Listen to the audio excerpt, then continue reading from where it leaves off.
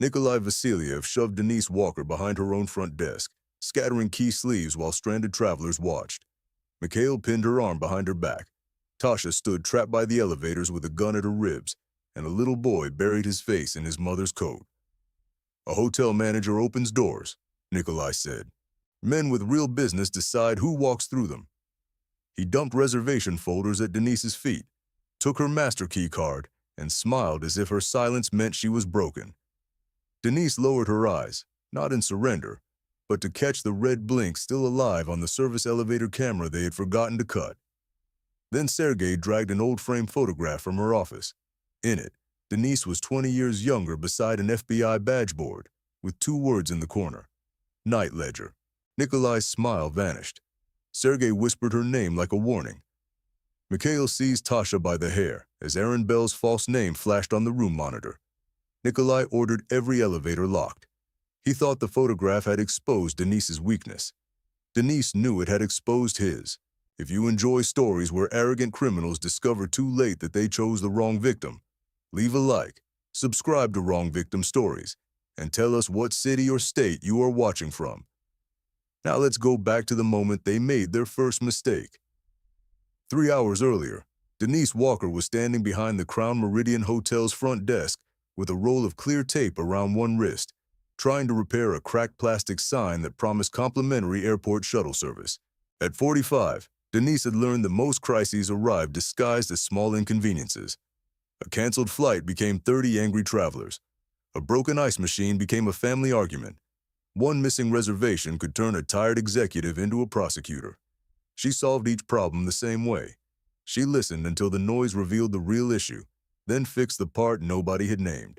The Crown Meridian sat close enough to Newark Liberty International Airport that jet engines sometimes pressed a low vibration through the lobby glass. It was not grand, but it was clean, busy, and dependable.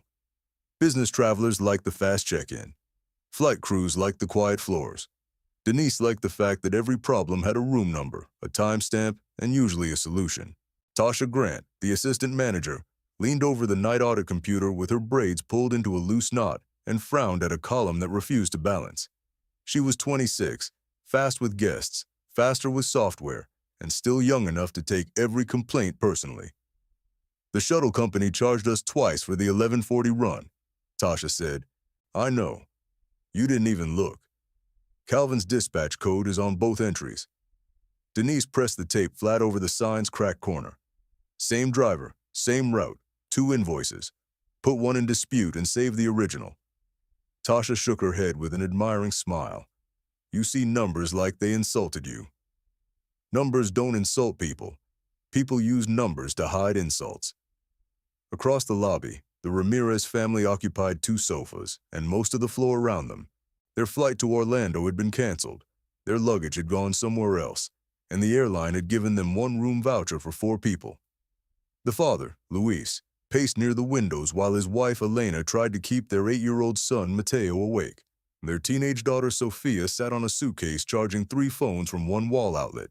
Denise had already called 3 neighboring hotels, found nothing, and decided she would hold the Crown Meridian's last adjoining rooms until the airline confirmed the vouchers. She had not told the family yet, because promises made before confirmation became weapons. Near the coffee station, a gray-haired salesman slept sitting upright with his tie loosened. 2 flight attendants whispered over paper cups.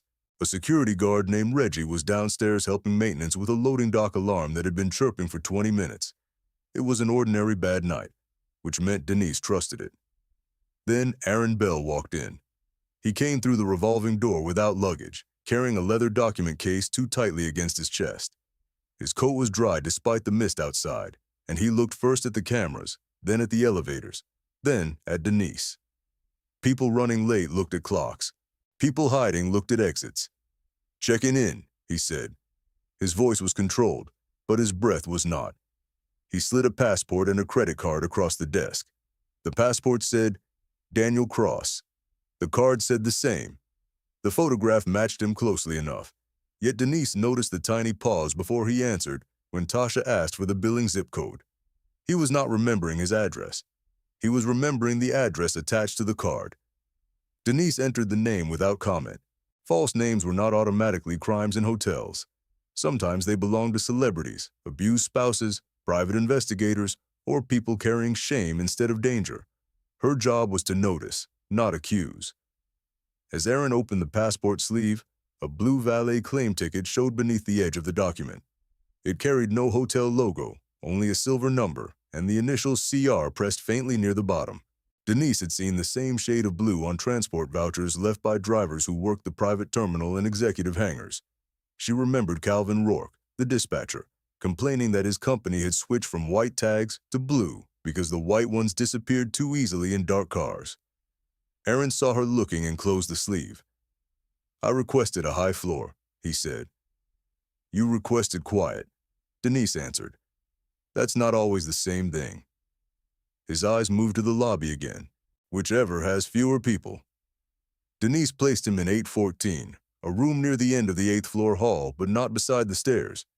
People who feared being followed always asked for stairs. People who had been trained to fear being followed avoided obvious escape routes. Aaron took the key, then stopped. Then, "Does room service come up this late?" "Not after midnight." "Does anyone else have access?" Tasha started to answer, but Denise said, "Only authorized staff, and every entry is logged." He nodded too quickly. "Good." As he turned, Denise saw sweat darkening the back of his collar. The lobby doors opened again before he reached the elevators. 4 men entered in a line that pretended not to be a line. The first was tall and neat in a charcoal overcoat, his dark hair cut close, his expression calm enough to be rehearsed.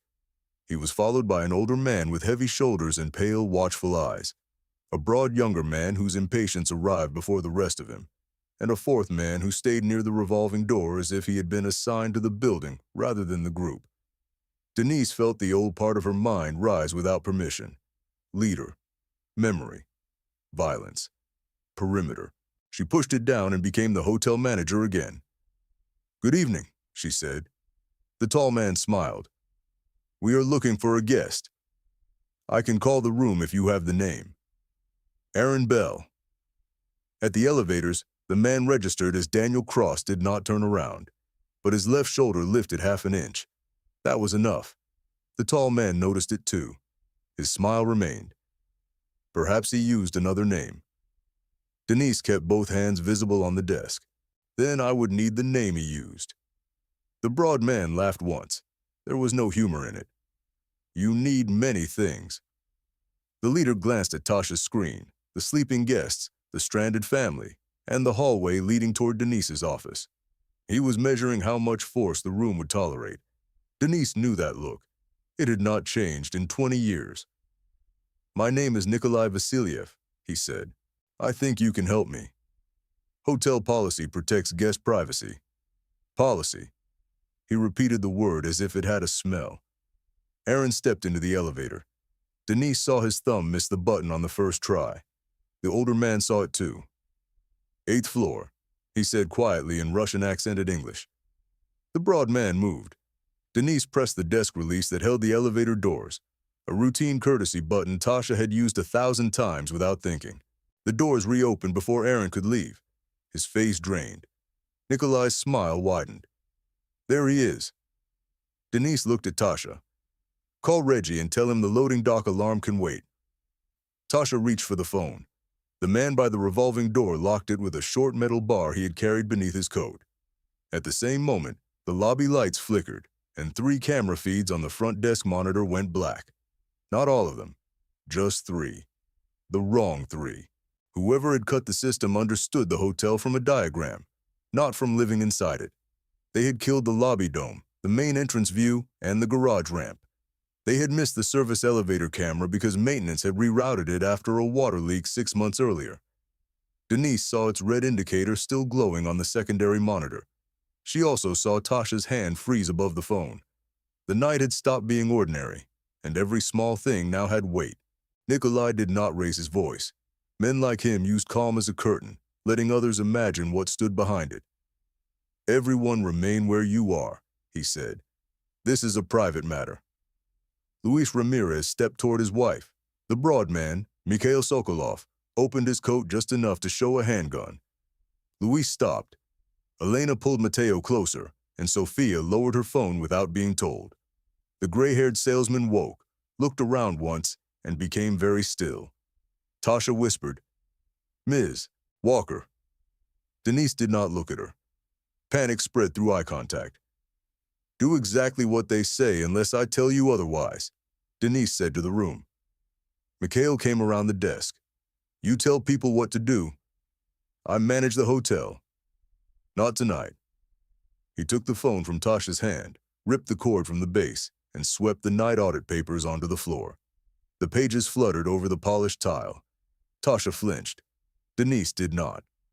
Nikolai watched that difference. "Room 814, the older man said. His name, Denise would soon learn, was Sergei Baranov. He had the stillness of someone who had survived by letting younger men make the first mistake. The elevator showed 8. It showed the last floor selected, Denise said. "Not a room." Sergei's gaze sharpened. "You correct me. I'm explaining the system." Mikhail grabbed Denise's wrist and bent it against the counter. Pain flashed to her shoulder. Tasha moved instinctively, and the fourth man blocked her with one arm. Denise looked at Tasha now. One slow blink. "Stay." Tasha swallowed and obeyed. Nikolai stepped behind the desk, glancing at the room monitor. "Show me Daniel Cross." "I can't disclose a guest room." "You can." "Not under hotel policy." Nikolai nodded toward Mikhail. The pressure on Denise's wrist increased. "Your policy is becoming expensive." Denise let her knees soften rather than fight the angle. Fighting would tell Mikhail what hurt. Yielding made him uncertain. He wanted resistance because resistance justified escalation. She gave him nothing. "What do you want from him?" she asked. "A conversation." "Then call him." He stopped answering. That happens when people are frightened. Nikolai's eyes narrowed. It was a small reaction, but Denise saw it. The crew had not come to punish Aaron for betrayal. They had come because he possessed something they had not recovered. A frightened man could be replaced. Missing information could not. "He stole from us," Mikhail said. Nikolai turned his head slightly. Mikhail closed his mouth. There it was, the hierarchy. Nikolai controlled the story. Mikhail supplied violence. Sergei supplied memory. The fourth man supplied logistics. The weak point was not the gun. It was the fact that each man believed a different part of the plan mattered most. Denise shifted her gaze toward the front doors. The metal bar was visible from outside, but the mist and tinted glass made it look like part of the frame. No passerby would notice. The hotel shuttle was due at 12:30.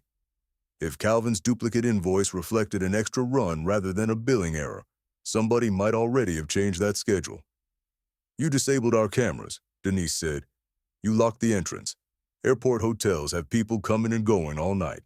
You have maybe 7 minutes before someone pulls on that door." Nikolai checked his watch to spite himself. Mikhail saw him do it. "Then make this fast," Mikhail said. Denise had not known the exact time until Nikolai looked. Now she did. His watch read 12:23. "Give me the MasterCard," Nikolai said. "It won't help you find a name. It will help me open doors. Every use creates a log." He smiled. "Then delete the log. That requires 2 credentials. Yours and hers." He looked at Tasha. Denise felt Tasha's fear deepen. It was not visible in her face, but her breathing had climbed high into her chest.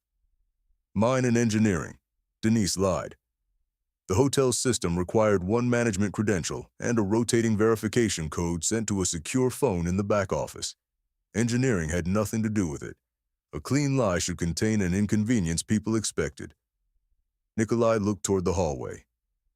"Take her office." The fourth man moved first. Denise stepped into his path.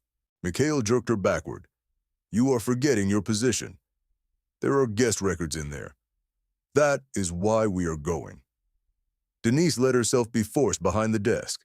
She stumbled just enough to appear shaken and knocked a plastic key tray off the counter.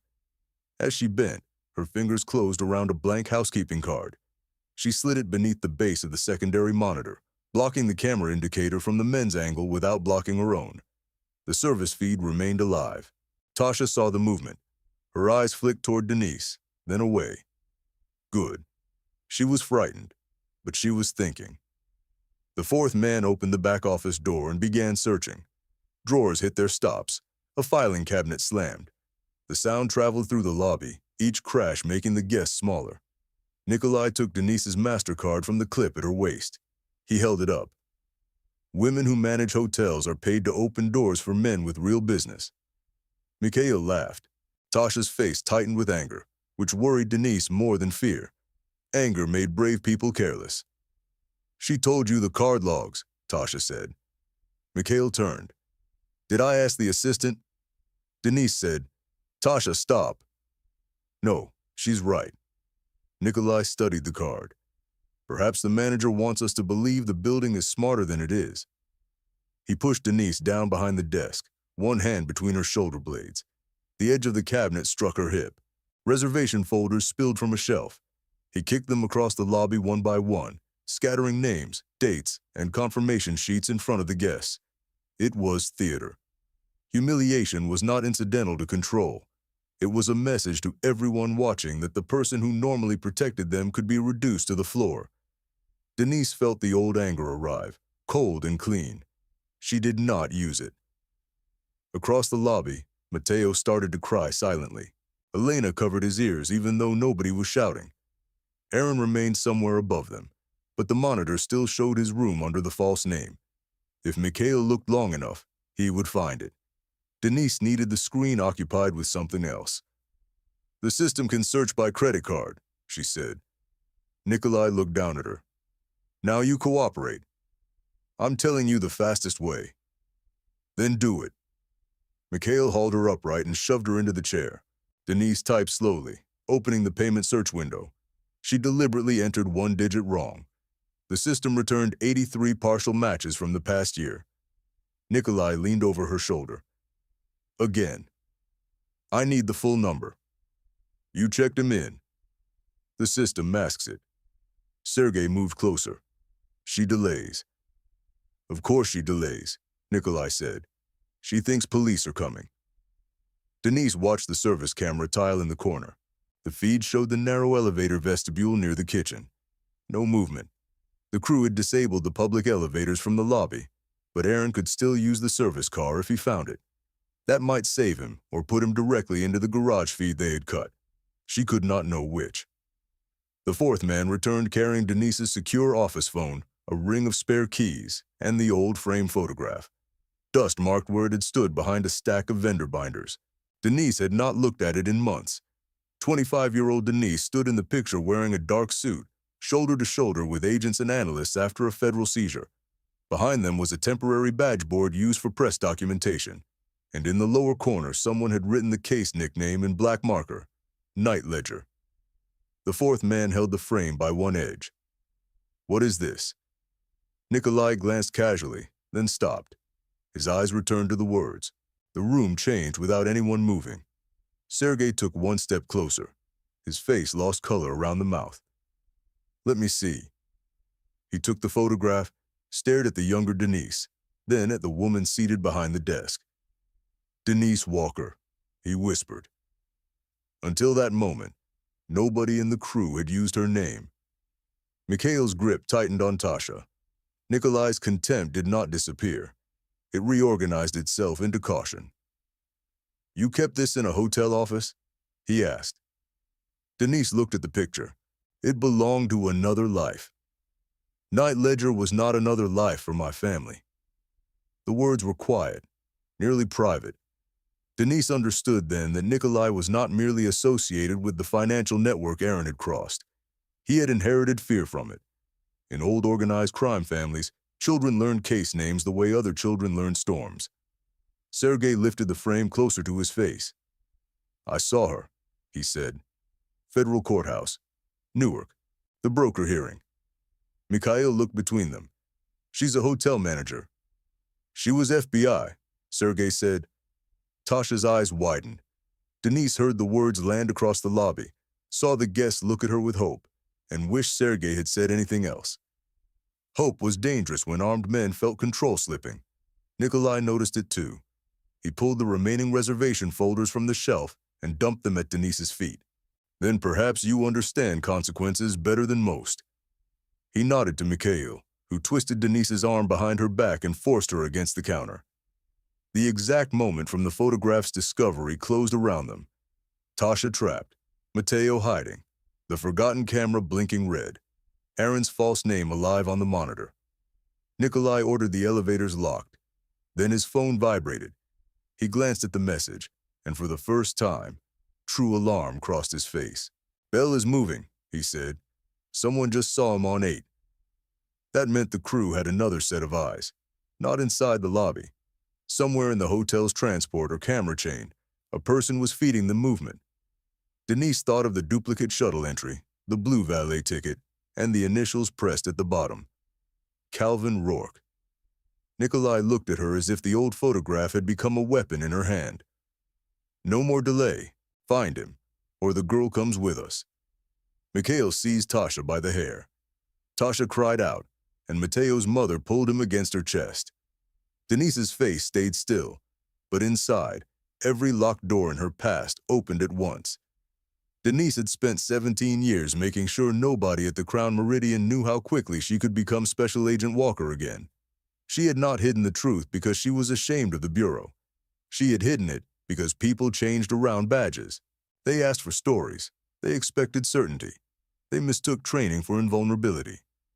Tasha had once asked why Denise could calm a lobby faster than police calmed a traffic stop, and Denise had answered that hotel work taught patience.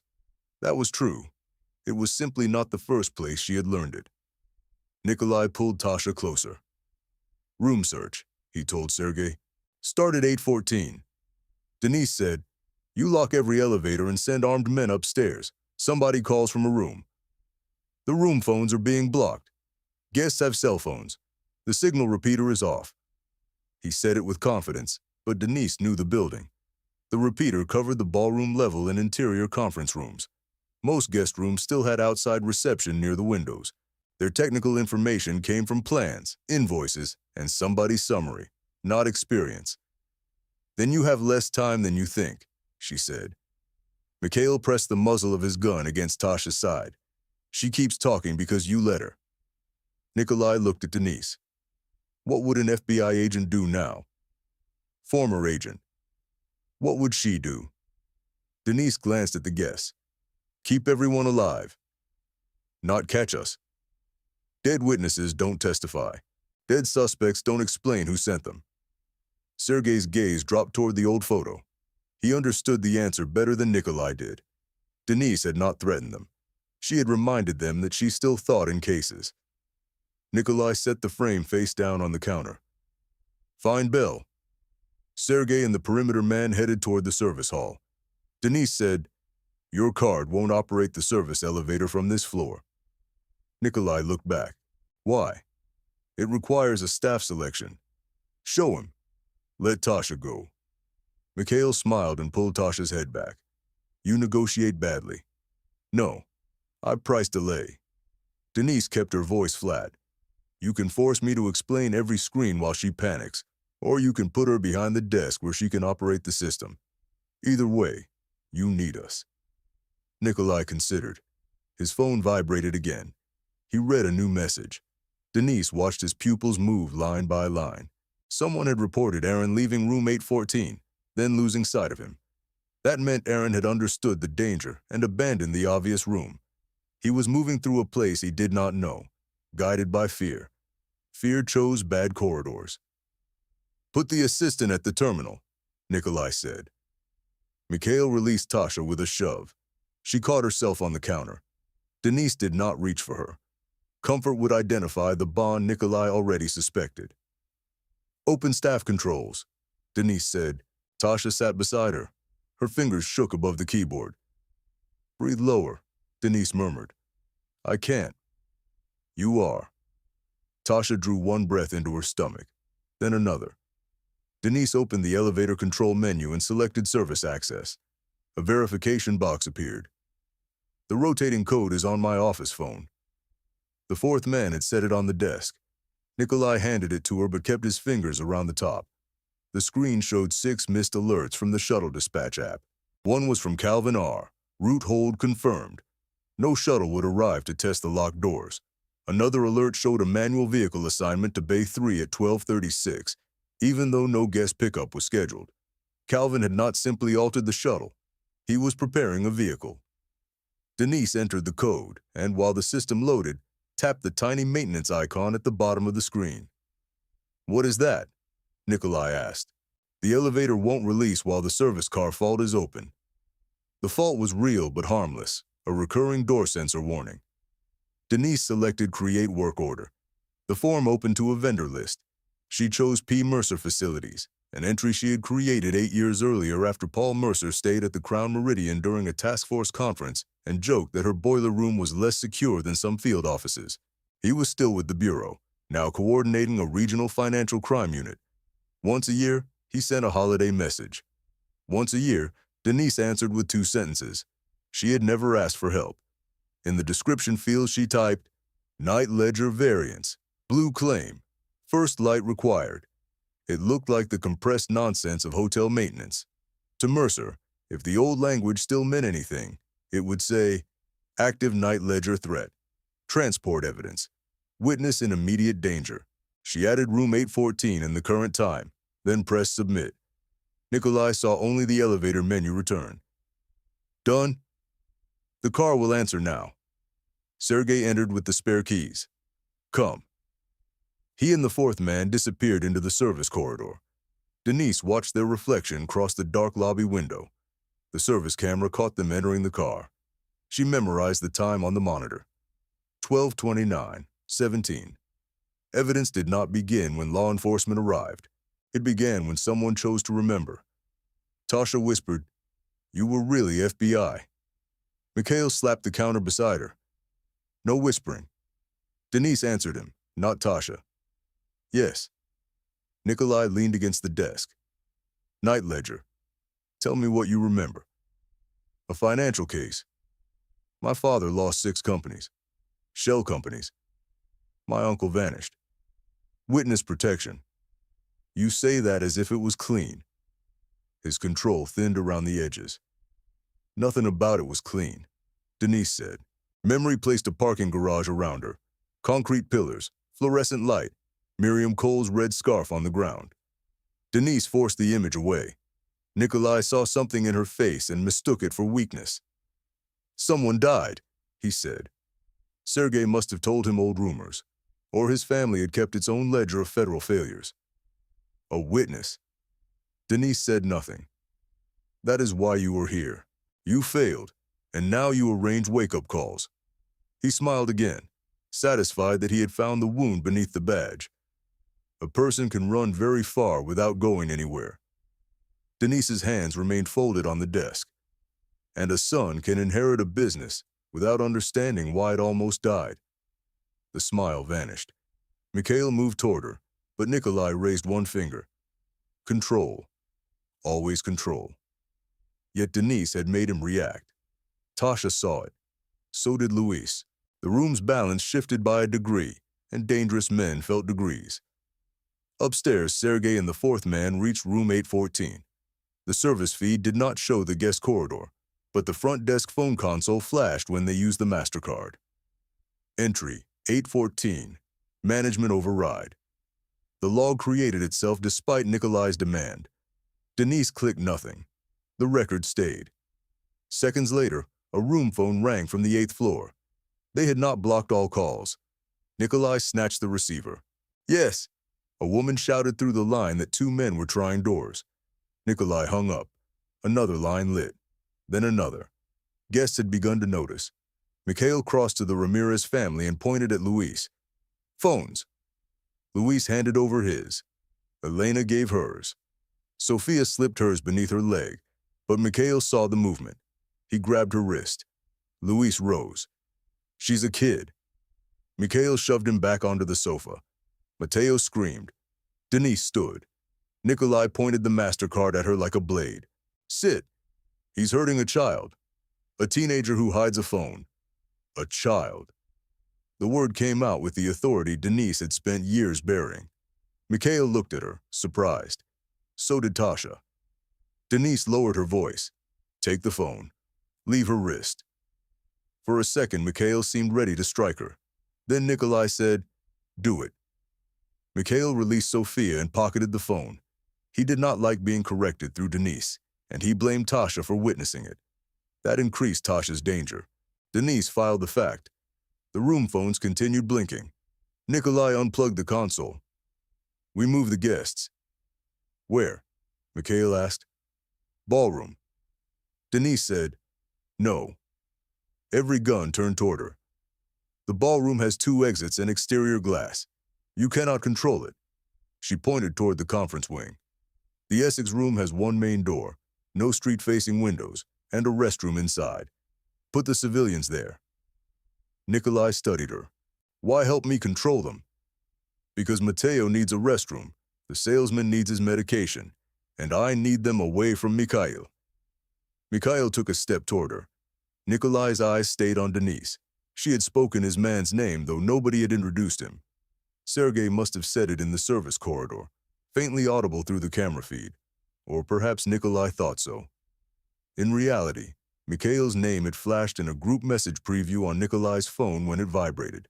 Denise had read it upside down. You notice much, Nikolai said. It's my job. Which one? Denise did not answer. He motioned toward the guests. Move them. Tasha stood to help. Mikhail blocked her. She stays. Denise said, the family follows staff better than armed strangers. Then you go, Nikolai said. That was what Denise wanted. He believed he was separating her from Tasha. She would use the walk to place civilians, test doors, and see who else was trapped in the conference wing. Mikhail followed with his gun low beside his leg. Denise led the Ramirez family, the salesman, and the 2 flight attendants down the carpeted hall. She moved at hotel pace, neither hurried nor slow. As they passed a fire panel, she saw 1 green light where there should have been 2.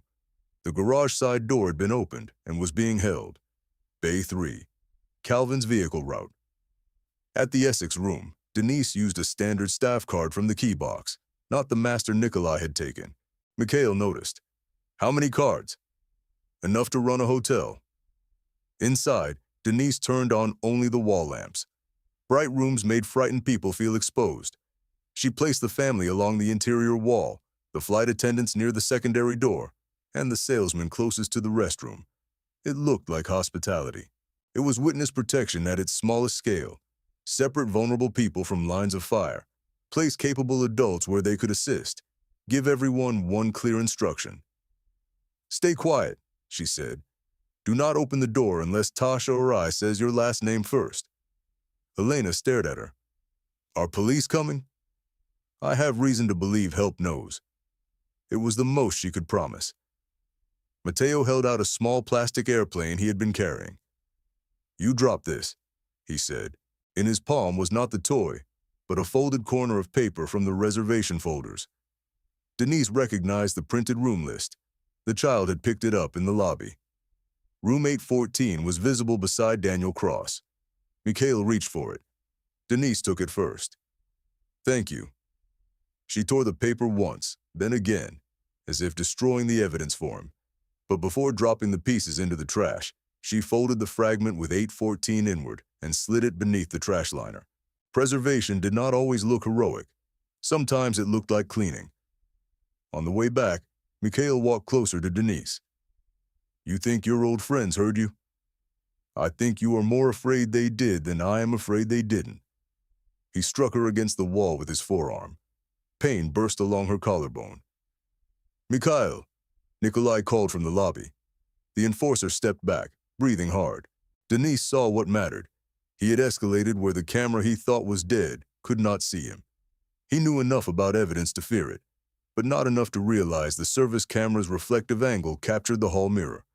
Somewhere in the system, his assault had become a timestamp. When Denise returned to the lobby, Nikolai had turned the old FBI photograph upright. He stood it beside the computer, as though forcing her to look at a version of herself she had sentenced to storage. Tasha sat rigidly at the terminal. A small red mark showed near her hairline where Mikhail had grabbed her. Denise wanted to ask if she was hurt. Instead, she said, "The guests are in Essex." Tasha understood the restraint. All accounted for. Her voice trembled only on the last word. Nikolai held up his phone. Our driver says no police are outside. Your driver sees one street. He sees the airport road, the garage, and the service entrance. Then he isn't a driver. Nikolai smiled without warmth. You are building profiles again. You brought a network into my lobby. It profiles itself. Sergei's voice came over a handheld radio. Room empty. Bathroom warm. Bag here. No bell. Mikhail cursed. Nikolai did not. He stared at Denise. Where would he go? A frightened guest usually chooses stairs. Not him. Then you know him better than I do. He worked for people who know how to move. He came through a private terminal. Nikolai's eyes flickered. Denise had guessed correctly, but the blue valet ticket made it more than a guess. His passport showed a valet claim, she said. Blue stock, executive transport. Your dispatcher knows when he arrived, what door he used, and likely what room the driver heard at check-in. Nikolai's face remained calm. Mikhail's did not. He looked toward the garage hall, confirming that someone named outside their immediate crew mattered. Calvin told us he came alone, Mikhail said. Nikolai turned slowly. Mikhail realized too late that he had supplied the name. Denise looked at the duplicate shuttle charge on Tasha's audit screen. Calvin Rourke. Tasha inhaled sharply. She had seen the invoices. He rerouted our shuttle, Denise continued. He created an empty pickup in Bay 3, and he is watching whatever feeds your phone. That means he either has access to our transport portal, or somebody sold him a camera mirror. If Bell escapes, Calvin loses more than a fare. Nikolai walked around the desk until he stood inches from her. You speak as if this is an interview room. You speak as if you still control who is being interviewed. He slapped her. The sound cracked across the lobby. Tasha surged up, and Mikhail shoved her back into the chair. Denise tasted blood where her tooth cut the inside of her cheek. She did not touch her face. Nikolai had needed the hit to restore the room after Mikhail revealed Calvin. That need was evidence too. Where is Bell? He asked. I don't know. Lie. I checked him into 814. Your men emptied it. Everything after that is your failure. Nikolai lifted his hand again, but did not strike. He wanted her to flinch. She did not. Upstairs, Aaron Bell crouched behind stacked banquet linens in a service alcove on the 7th floor. He had left room 814 when a message appeared on his phone from an unknown number. They know the room. Use service. The message had come from Calvin, though Aaron did not know whether it was warning or hurting. He carried the flash drive inside a hollow plastic marker clipped into his document case. For 6 months, he had moved payment summaries between front companies that supplied drivers, hotel rooms, fuel cards, and private aircraft ground services. He had told himself he was a courier, not an accomplice. Then he saw payments tied to a man who disappeared after entering a transport van. He copied the route ledger, called a federal intake number, lost his nerve, and tried to bargain directly with a lawyer. Somebody intercepted the call. By the time he reached the Crown Meridian, he trusted nobody, including the government he had tried to contact. He heard the service elevator stop. Sergei stepped out with the 4th man, whose name was Oleg.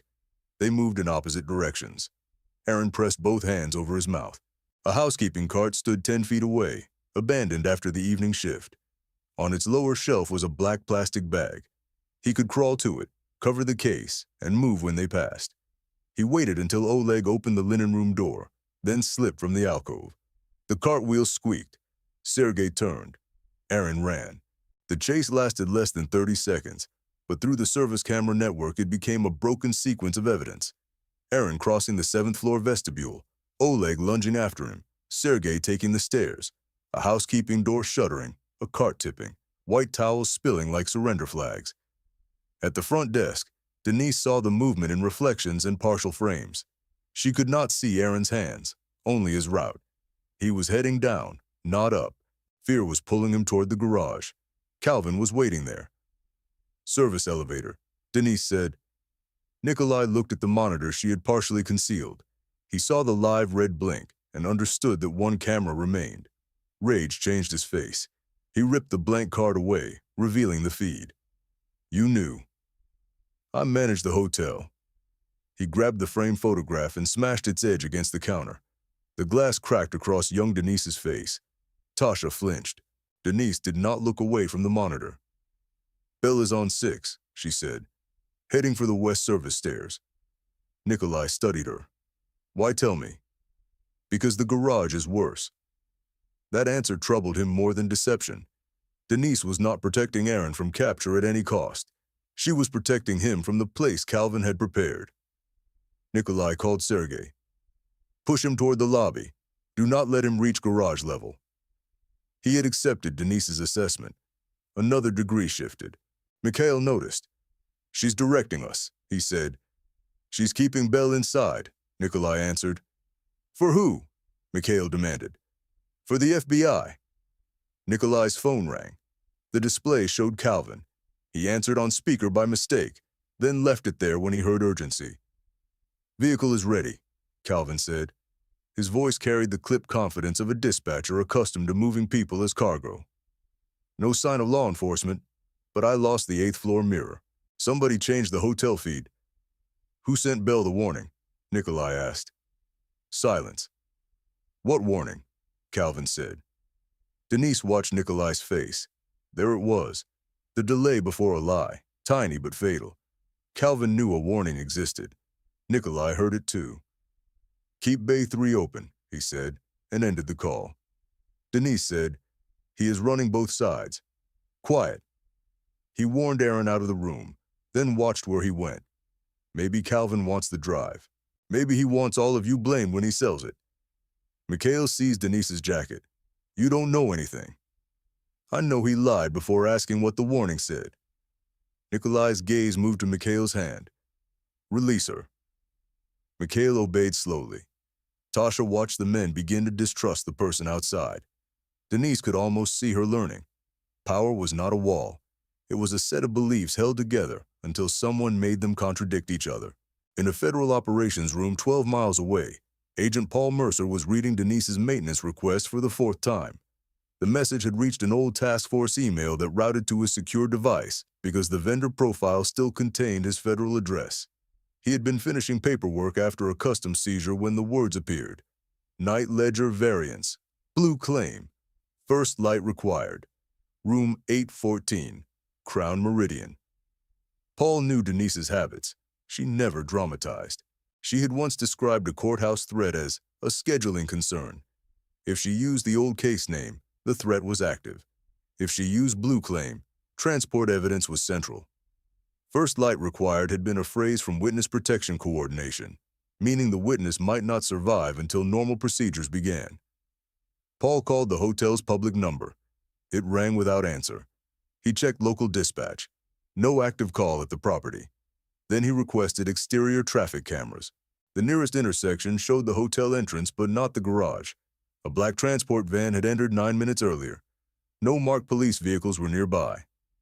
Paul contacted the Newark field duty supervisor, an emergency response coordinator, and local law enforcement. We have a possible armed containment with civilians, he said. Former agent inside, financial witness likely present. We do not rush the lobby blind. Former agent, the supervisor asked. Denise Walker. A pause. Her name still carried weight among older financial crime agents. Night Ledger Walker? Yes.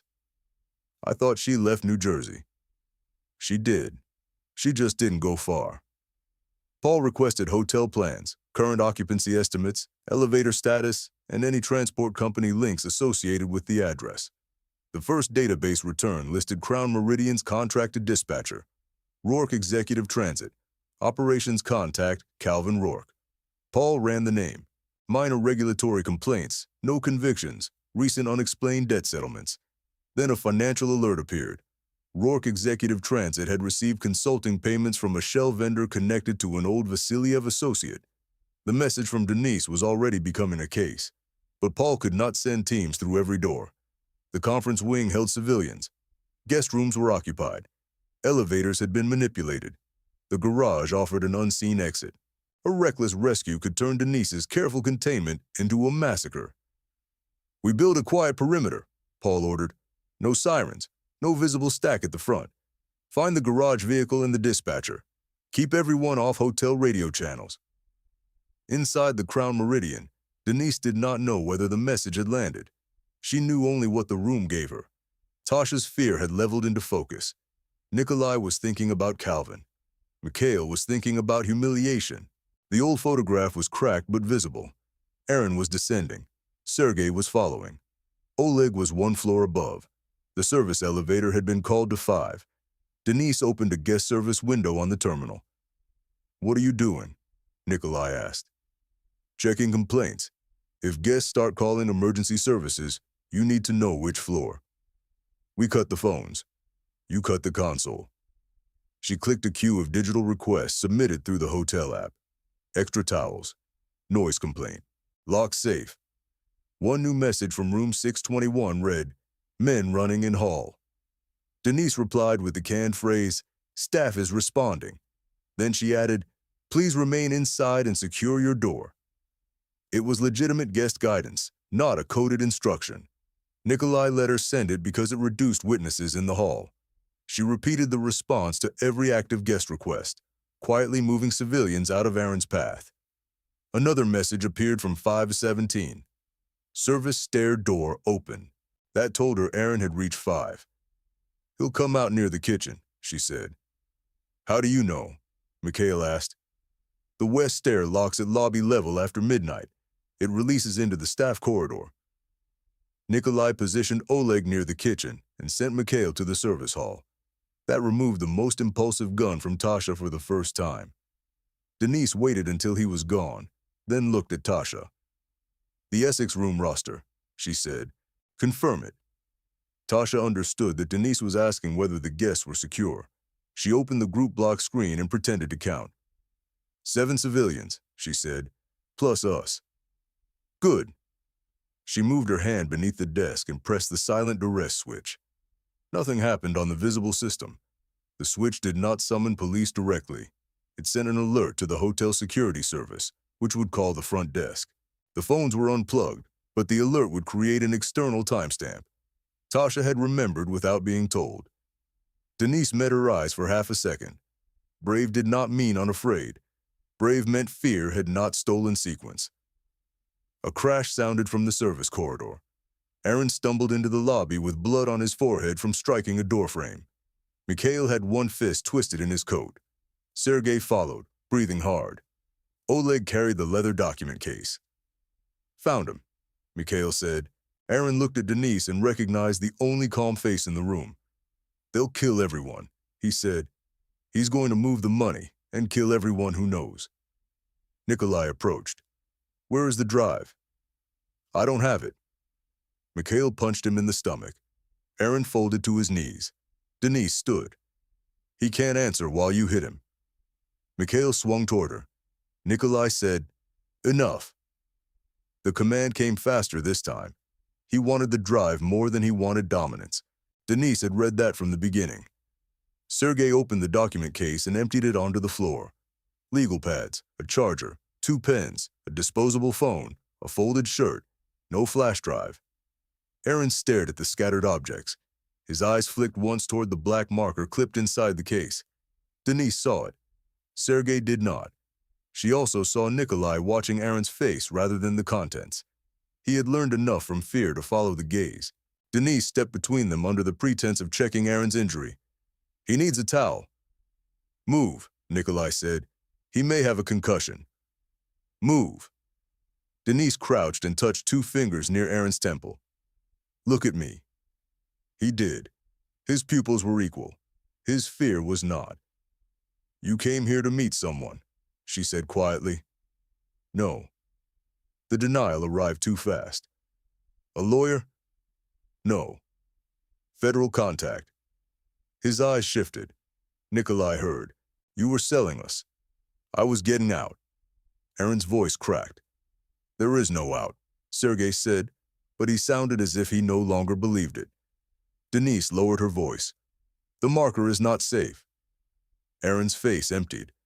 Nikolai grabbed the black marker from the case, snapped the cap, and found the concealed flash drive. For 1 second, triumph restored him.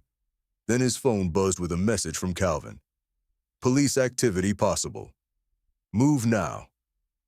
Nikolai looked toward the garage corridor. Denise saw the decision form. The lobby was no longer a place to search. It had become a place to escape. He pointed at Tasha. She comes. Bell comes. Manager opens the garage road. Mikhail smiled, relieved to return to force. Tasha rose slowly. Denise's past came back not as the badge photo, but as Miriam Cole's voice in a courthouse interview room 20 years earlier. "You keep telling me where to stand," Miriam had said. "Tell me who is watching the doors." Denise had reassured her instead of answering. Hours later, Miriam lay dying in a parking garage because a contractor on the protection detail had sold the movement schedule.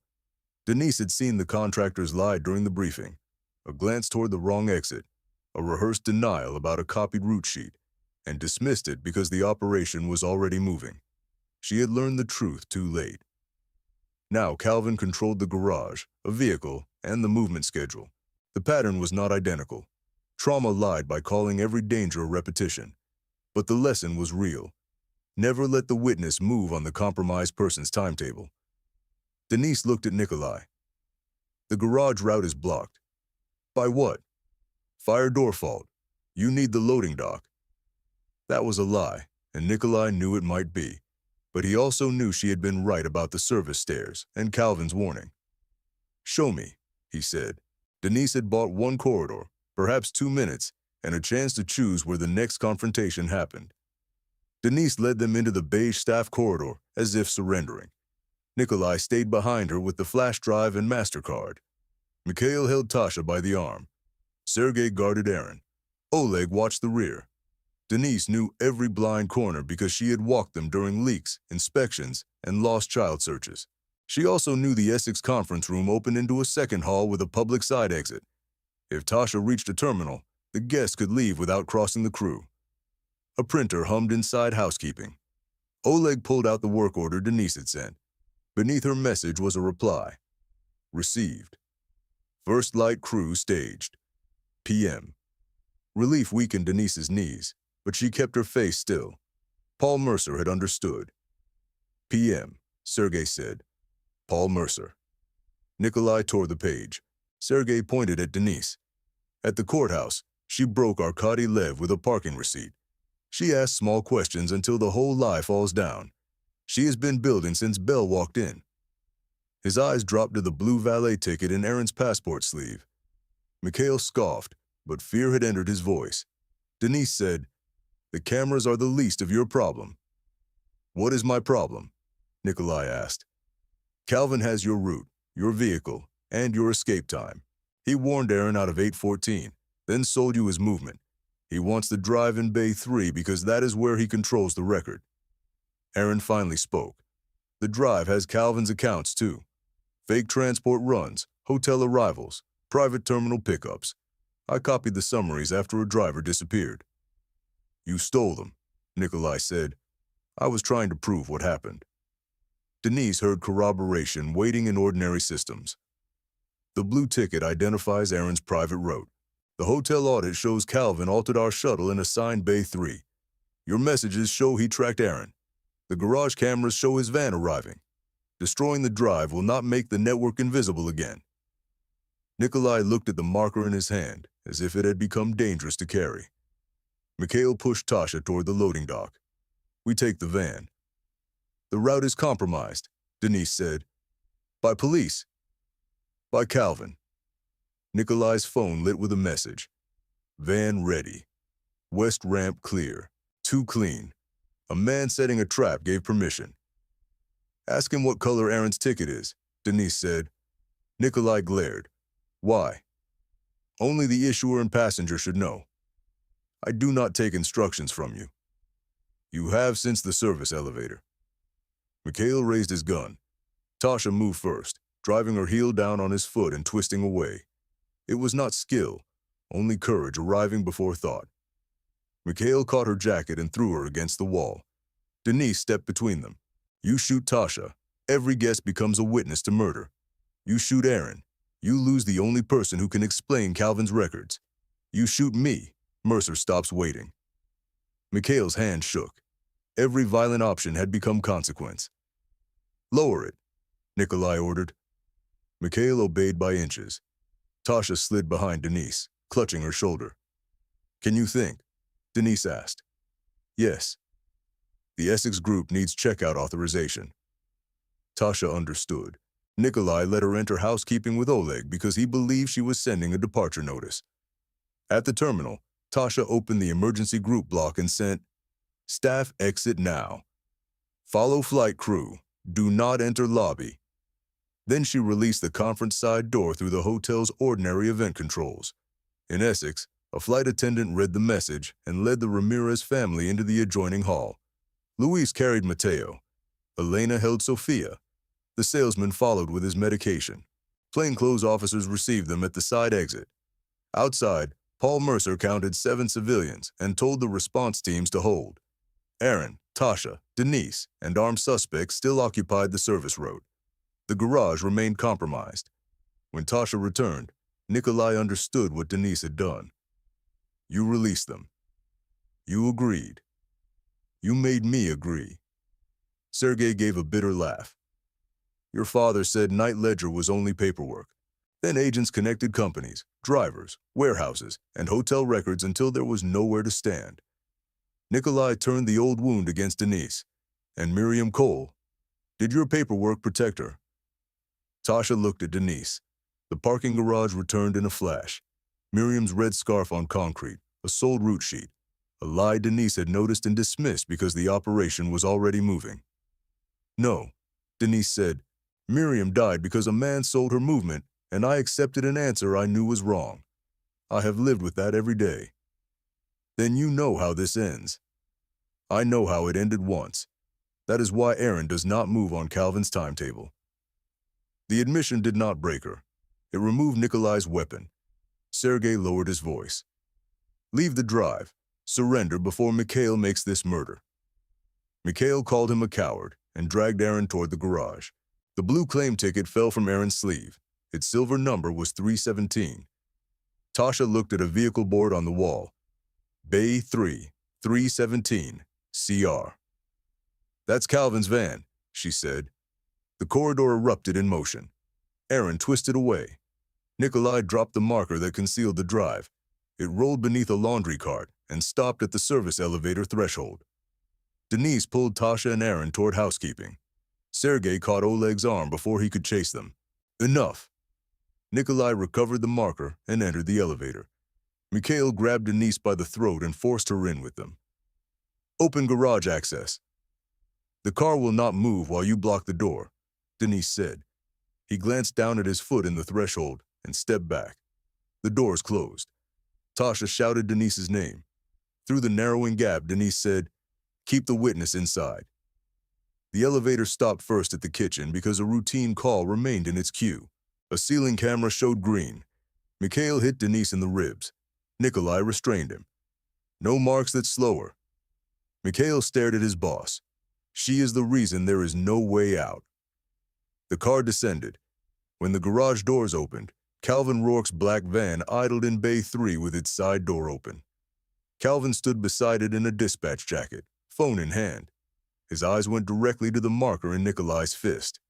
Nikolai noticed. What color was Bell's ticket? What? Calvin asked. The claim ticket. Blue. Why does it matter? Denise said, Because only the issuer and passenger knew. Calvin looked at her. Who is she? The hotel manager, Mikhail said, but no contempt remained. Calvin stepped toward the driver's door. We have to go. You warned Bell, Nikolai said. I kept him moving where we could see him. Show the alert log, Denise said. Calvin snapped at her, and she continued. You cannot. The hotel audit preserves the duplicate shuttle charge and bay assignment. Ticket 317 ties Aaron to your private terminal route. Your phones tie you to Nikolai. The street camera saw your van enter even if you cut the bay feed. Calvin glanced toward the west ramp, revealing the exit he trusted. Nikolai raised his weapon at Calvin. Calvin reached inside his jacket. Mikhail drew. 3 frightened men pointed danger at one another, while Denise stood between the van and elevator. She could have stepped back and let them destroy themselves, but chaos did not choose only guilty people. Tasha and Aaron were one floor above. Officers waited beyond concrete pillars. Denise chose rescue over revenge. "Paul," she shouted. "Hostage clear of the van. 3 armed at Bay 3. Lights came on at the west ramp and delivery entrance, revealing federal agents and local officers in protected positions. Commands filled the garage. Calvin spun toward the van and found the ramp blocked. Mikhail pulled Denise in front of him. "Tell them to lower their weapons." Paul Mercer's voice answered from cover. "Denise, we see you." Nobody rushes. She knew he would not gamble her life for speed. "They will not lower," Denise told Mikhail. "Then you die. Or you put the gun down before this becomes murder on camera." She looked upward. The camera over Bay 2 still showed a green light. Calvin had cut Bay 3 and missed the neighboring angle. The hotel kept recording around their certainty. Sergei appeared in the doorway with his hands raised. Oleg followed. "It is over," Sergei said. He placed his gun on the concrete. "She will testify to every chance we had not to make it worse." Oleg surrendered beside him. Mikhail looked to Nikolai for direction. Nikolai was already climbing into the van. The leader who demanded loyalty was leaving him outside. Mikhail shouted his name. Denise dropped her weight and turned toward a pillar, forcing him to choose between holding her and aiming. He chose the weapon. Officers pulled Denise clear and brought Mikhail down under controlled force. Calvin made it into the driver's seat, but the van rolled only a few feet before stopping at the blocked ramp. Nikolai tried the rear door and met officers there. He held up the marker. "Back away." Paul stepped into view, badge visible. "That drive is evidence, Nikolai. It is not leverage." "I break it." "The original records still exist," Denise said. "The blue ticket connects the route. The audit connects Calvin. The camera fragments connect your crew. Aaron connects the files. Breaking it only adds another charge." Nikolai looked at her over the van door. He had humiliated her because he believed authority had to be visible. A weapon, a title, men who obeyed. Denise's authority lived in sequence, memory, and the refusal to let fear choose the next move. "You were waiting for rescue," he said. "No," Denise answered. "I was giving rescue a case it could enter." He looked at Mikhail restrained on the floor, Sergei kneeling, Calvin in cuffs, and the exit that had never been clear. Then he placed the marker on the van floor and raised his hands. Defeat came without a grand speech. It came as cuffs, rights, medical checks, evidence bags, and names spoken into recorders. An agent sealed the flash drive. Another photographed ticket, 317. Calvin's phones were preserved. By 1:07 a.m., the men who entered believing they owned the hotel were separated in different vehicles, each alone with the possibility that the others would talk. The lobby after an arrest never looked like victory. It looked like work. Paramedics checked Aaron's forehead, Tasha's shoulder, Denise's ribs, and the red mark at her cheek. Officers moved from room to room confirming that guests were safe. The Ramirez family returned only long enough to collect their bags. Mateo found Denise near the front desk and handed her the plastic airplane again. "You can keep it this time," he said. Denise closed her fingers around it. Elena hugged her without asking permission, then apologized while still holding on. Luis thanked Tasha for the message that got them out. Sophia quietly gave an agent the phone she had hidden long enough to preserve a short recording of Nikolai's threats. The gray-haired salesman remembered the order in which the men entered. The flight attendants remembered who carried which weapon. Frightened people had not been useless. They had been witnesses. At 2:30, Paul Mercer stood in Denise's office looking at the cracked photograph. "You always did choose subtle stationery," he said. Denise sat carefully because of her ribs. "You got the message. Night ledger, blue claim, first light. You could have just written help." Nikolai was reading over my shoulder. "Fair." Paul turned the frame in his hands. The glass had split across Denise's younger face, but not across the badge board or the handwritten case name. "I thought you threw this away." "I tried. You put it behind vendor binders. That was as far as I got." Tasha appeared in the doorway with an ice pack on her shoulder. She looked from Paul's badge to Denise. "How much of what you taught me was FBI?" Denise considered. "More than I admitted. Less than you think." "The breathing. Witness work. The way you read Mr. Bell. Interview work. The way you knew I could get the family out. Denise looked at her. That was hotel work. You did it. Tasha's eyes filled, but she smiled. You could have told me. I was afraid the badge would become the only thing you saw. It isn't. Tasha glanced toward the damaged lobby. But I'm not going to pretend it means nothing. Paul gave them privacy and stepped into the hall.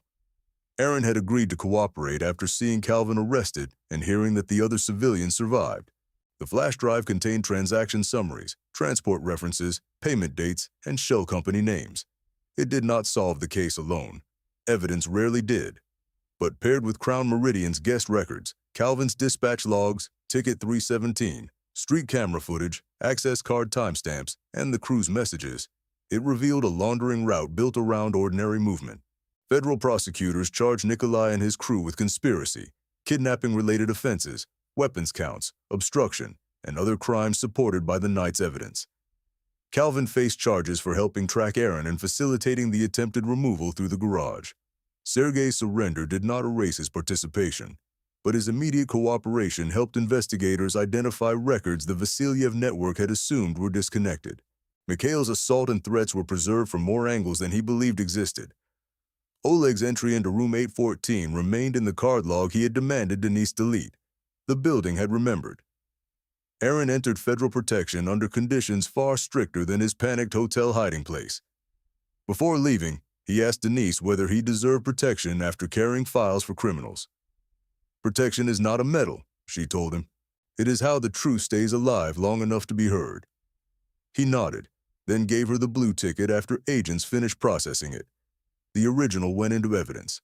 What he handed her was the duplicate claim stub from Calvin's dispatch packet. You noticed it before you knew anything, he said. I knew you were afraid. Lots of people are afraid. They are. Fear still has patterns. For several weeks, the Crown Meridian's front desk operated from folding tables while contractors replaced broken glass, repaired the office door, and checked every camera line. For years, she had treated Miriam Cole's death as a verdict rather than a wound. Speaking the name aloud in the corridor had changed something. Nikolai had used Miriam to shame her, but the memory had instead clarified the choice in front of her. Never hand a frightened witness to a compromised route. Never let the desire to punish outrun the duty to protect. And never dismiss the small lie because a larger operation was already moving. A month later, Paul visited with a copy of the restored FBI photograph. The Bureau's archive unit had found the original negative and printed a clean version. Denise placed it on the office shelf instead of behind binders. Beneath it, she set a faded thank you card from Miriam. The card contained only 3 lines, written before the courthouse hearing. Denise, you make me believe a door can open without somebody waiting behind it. Thank you for listening. Miriam. Denise had kept it locked in a drawer for 2 decades because gratitude felt unbearable after failure. Now she let it remain visible. Tasha came in carrying the night audit and stopped at the shelf. That's where it stays. That's where it stays. Good. She set down the papers. By the way, Calvin's old company sent another duplicate invoice. Denise raised an eyebrow. Tasha smiled. I disputed it, preserved the original, and forwarded it to Mercer. You learn fast. Good manager. The 2 women returned to the audit. Outside, the repaired lobby filled with the ordinary traffic Denise had once used to hide. Canceled passengers, tired crews, executives with dead phones, children dragging stuffed animals, couples arguing softly over reservations. People still came to the desk expecting problems to disappear without asking who made them disappear. Denise was comfortable with that. Being seen was not the same as being understood. The difference no longer frightened her. News crews had tried to make the night simple. One national crime site ran the blunt headline, Russian mobsters humiliated a black hotel manager. One FBI badge photo exposed her past. The title captured the reversal, but not the hours of restraint beneath it. The frightened assistant who released 7 civilians. The child who saved a scrap of a room list. The witness who finally chose to talk. Or the ordinary systems that preserved truth while armed men mistook silence for surrender. Denise knew justice was rarely one dramatic moment. It was a chain of people noticing, recording, waiting, and acting before fear erased the record. On her first full night back, she stood behind the front desk as the service elevator camera blinked red on the monitor. Tasha worked beside her. The restored photograph waited in the office, with Miriam's card beneath it. Denise did not need to wear the badge again to know what it had asked of her. Hotel doors opened for anyone with a key, but safety depended on who watched the hallway, who remembered the name, and who refused to let a frightened person disappear in silence. They humiliated her because they saw a black hotel manager they could break. By sunrise, Nikolai Vasiliev understood that the old FBI photo in Denise Walker's office was not a memory. It was evidence,